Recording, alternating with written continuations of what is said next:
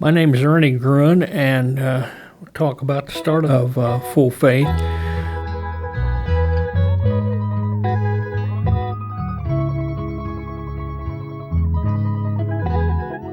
It started out of an intense prayer meeting, and when I say prayer meeting, I don't mean prayer requests. We would meet on Saturday night, and everyone was seeking holiness.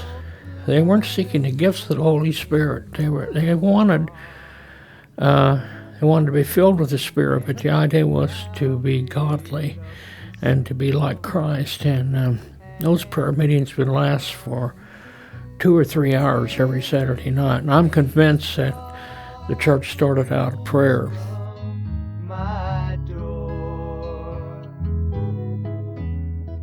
There were 7 families that started the church, and it started in a house in the basement.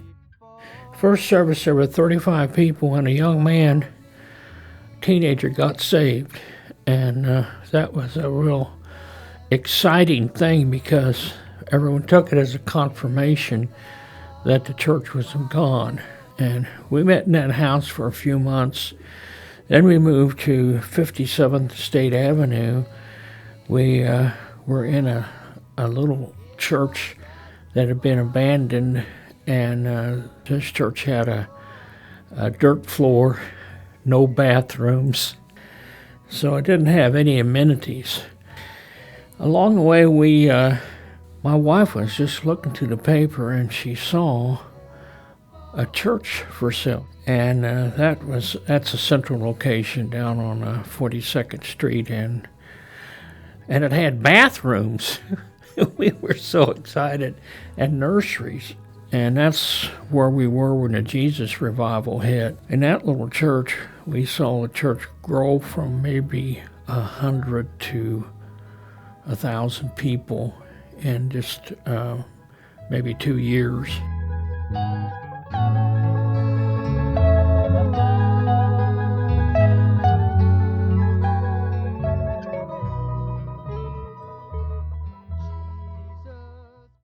The hippie kids were wonderful.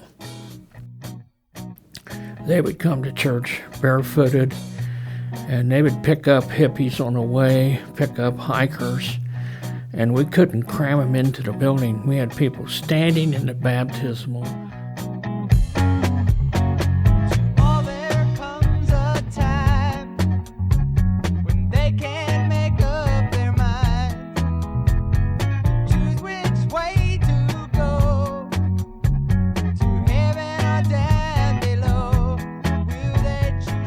Every Sunday, people would come forward for salvation.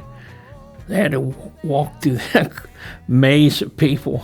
So then we decided we had to build, so we added a 80 by 80 foot metal building, which by the time it was constructed, we couldn't get everybody in it. And these kids loved Jesus. They were so excited. I really think we were just in the right place at the right time.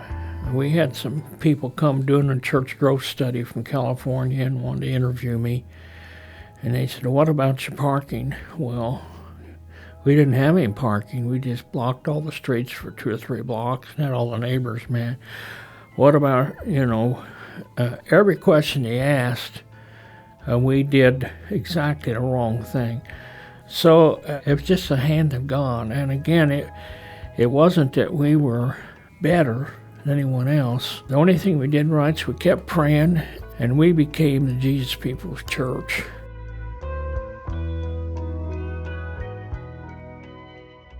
My name is Tom Blasco. The culture of the 60s, we were really searching for truth. We were searching for reality. We were searching for something deeper than what society was offering at the time. We challenged the establishment on the governmental level. The establishment was challenged on the societal level. The establishment was challenged on the social moray level. And the establishment was challenged on a ecclesiastical or church level. And it sounds maybe a little altruistic or maybe even corny, but we were searching for truth, for reality, and really for love.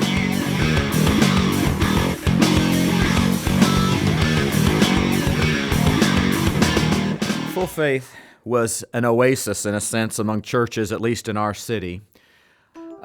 You'd go into churches and you would just sense a lot of ritual, a lot of rich tradition, but not a whole lot of spirituality or reality. You come into Full Faith, and there is a deep spirituality, a openness to the Holy Spirit and His workings. Another great feature of Full Faith was its just willingness, of the leadership's willingness, to just accept us as we were. You go in a lot of churches, you got dirty looks if you had long hair or bare feet, or the women dressed a little bit immodestly or whatever. You got dirty looks. It's like you had to fit in their established forms and ways, or you just felt you weren't accepted. Full Faith just opened their arms, and it worked. It just worked. We felt loved. We felt accepted. And lo and behold, as kids got saved, they started cleaning up, their act, the way they talked, the way they dressed, and they let the Holy Spirit do it rather than a bunch of religious rules. And I think that was so wonderful about Full Faith. It wasn't religious at all. That was very impactful to us. Come as you are. Didn't matter if you wore a suit or not. Didn't matter if your hair was long or short. Come and let us minister to you. Let Jesus impact your life, and let Jesus worry about all the externals that really don't matter. We'll worry about the heart.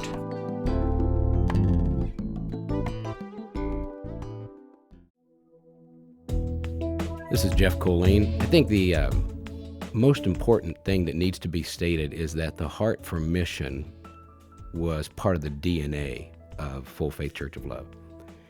And I learned that because Ernie and Dee had intended on being missionaries to Africa. And so their involvement with missionaries all over the world only increased as their influence and their sphere of ministry increased.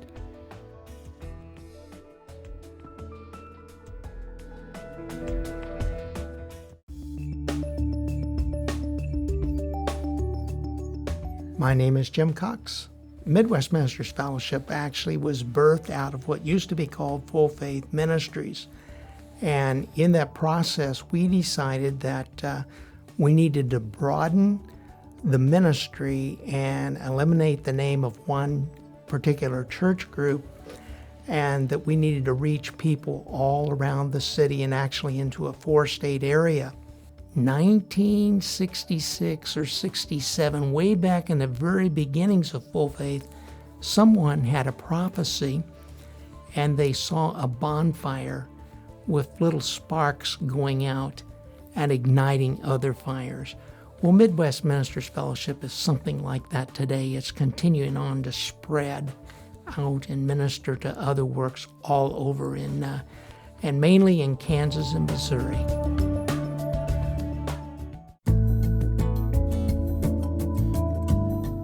My name's Hal Linhart.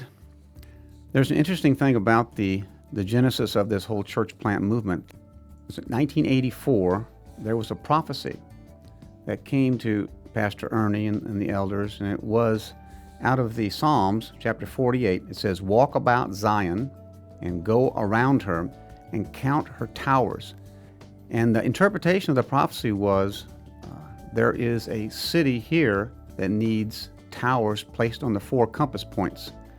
And so with that prophetic word and that understanding of it, Ernie began to intentionally move toward the planning of the Full Faith churches. The expansion of the churches was an evangelistic strategy, because what's one of the best ways to win the lost is to plant churches.